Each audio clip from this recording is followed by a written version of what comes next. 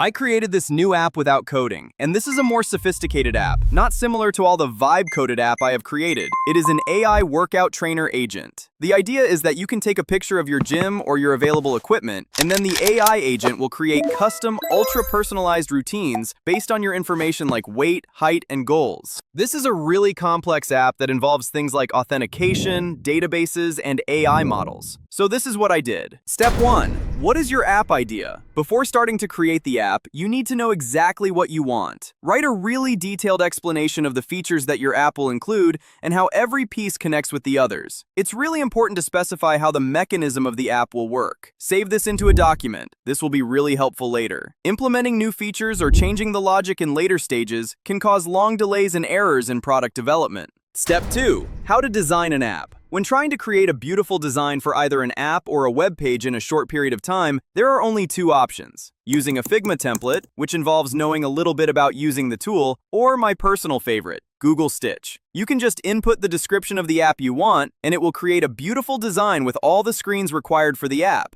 If you have no idea about UX design, this can help you create the basic version. And if you want any changes or new pages, you can just ask Stitch to make those changes. After a few tries, I ended up with this design. Step 3. What platforms can I use to create an app for iOS and Android? There are many no-code tools that will create a demo version of the app, but for real apps with more complex features like mine, it's really hard to create real functionality using these options. So I needed a real coding framework, even though I didn't know how to use it. After researching a lot, I found there are only two solid options: Flutter and Expo with React Native. Both of them can create apps for Android and iOS. And the secret sauce for doing this is using a coding agent. I tried different options like Tray or Cursor, but I found the best quality agent for the best price to be GitHub Copilot. It's only $10 a month, and the usage limit is really generous. This is the hardest part. You still need some custom installs that take a little bit of time. You need to install things like Android Studio and Xcode, set up simulators, and run some commands. But once you're all set up, the app creation is really simple. You just need to give the AI agent the document with the description of the app and keep chatting with the agent to shape the app the way you want.